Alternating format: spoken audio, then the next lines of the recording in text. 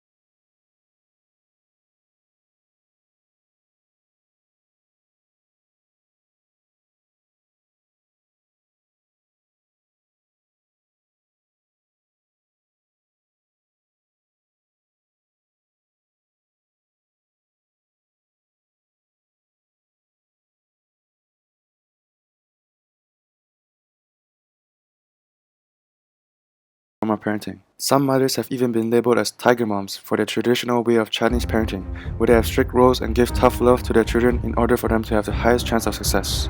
Kids of this type of parenting may appear more successful early on, but in reality, they will grow up to have poor decision-making skills and a reliance of an external control which reduces their sense of confidence. The second parenting type is the authoritative way.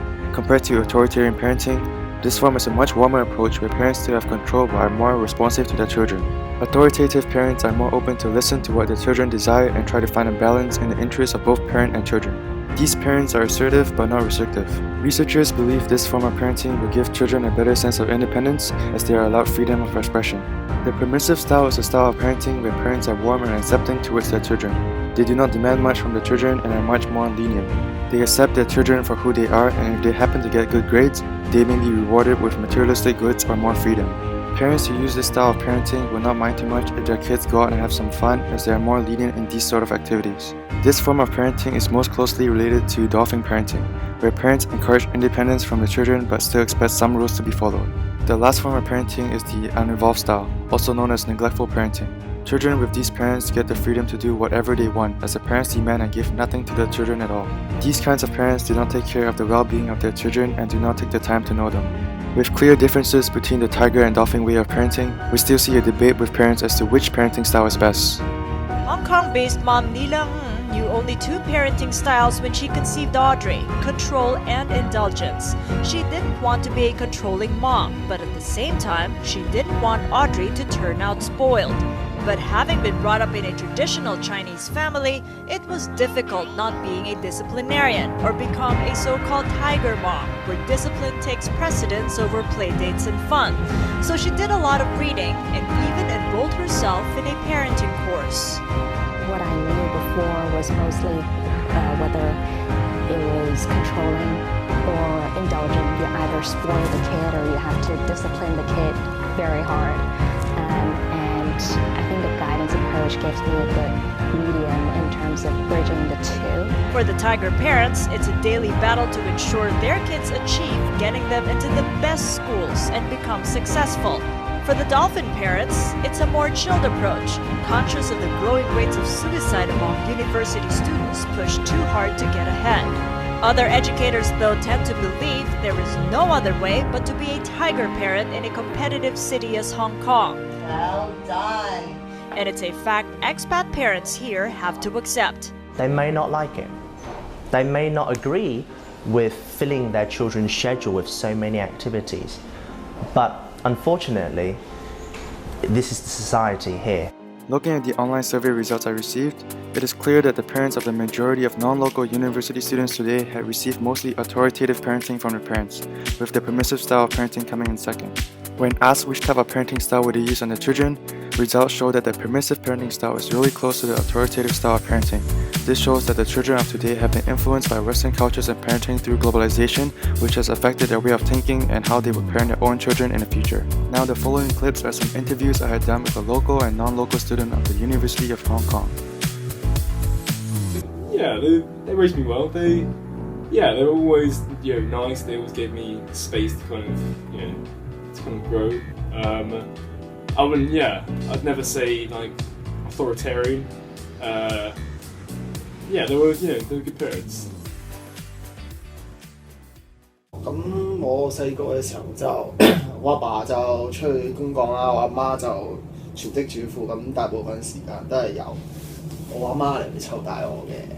咁由細到大都係咁冇乜特別其實，因為我阿媽就煮飯洗衫咁啦，同埋我屋企有兄弟姊妹嘅。咁喺娛樂方面就通常都我阿哥帶我去玩，我阿媽就照顧我日常起居飲食咁樣，一直都係咁。去到中學嘅時候都係咁，大學就住宿舍咁就少啲溝通，冇乜係咯，就係咁。They gave me the space to kind of grow as a kid, and they're always there for me. I think 7. Okay. Because 因為即係因為首先因為我雖然屋企人就即係都會花好多時間陪我嘅，咁就所以我覺得都有7分，咁另外3分冇咗喺邊咧？咁可能我話咁其實主要都係關於我阿爸嘅，咁因為我阿爸咧就要出去做嘢啦，咁其實都唔係成日翻屋企嘅，咁所以就可能會扣翻啲分。不過都整體嚟講都 OK， 因為放假嘅時候，可能我阿爸阿媽都會同我都會帶我出去飲下茶咁傾下偈，都關係都幾好嘅。So on a scale of 1 to 10, Yeah. how close are you with your parents?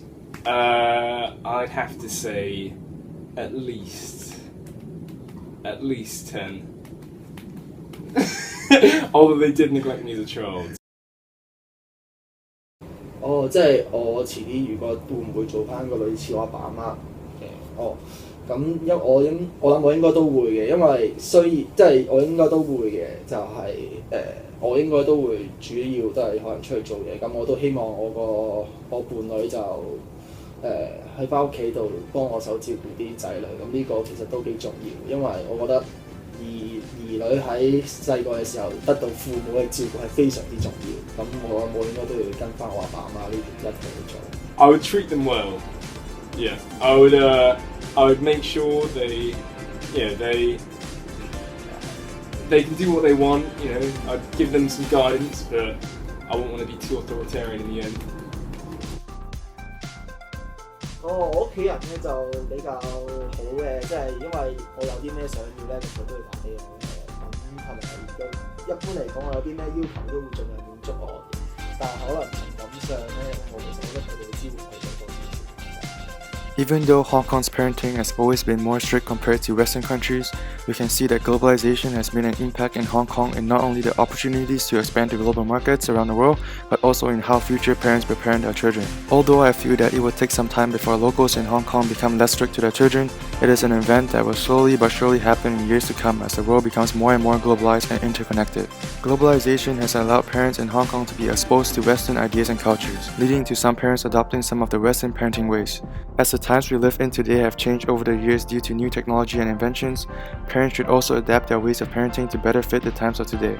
Therefore, I've come to the conclusion that the increasing globalization in the world has led to the people of Hong Kong gearing towards a more permissive dolphin style of parenting rather than a tiger mom style of parenting that is most common for Asians. It is also important to note that no parenting style is the best parenting style, as everyone is different and so this is subjective.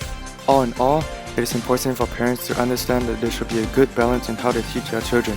A kid that has no time to enjoy themselves and only does schoolwork is surely not a good thing long term. On the other hand, a kid who has all the time in the world to do anything they want is also not good, as they need the guidance of an elder to show them the right way. Hong Kong, the city that never sleeps. Any other comments on how you were raised?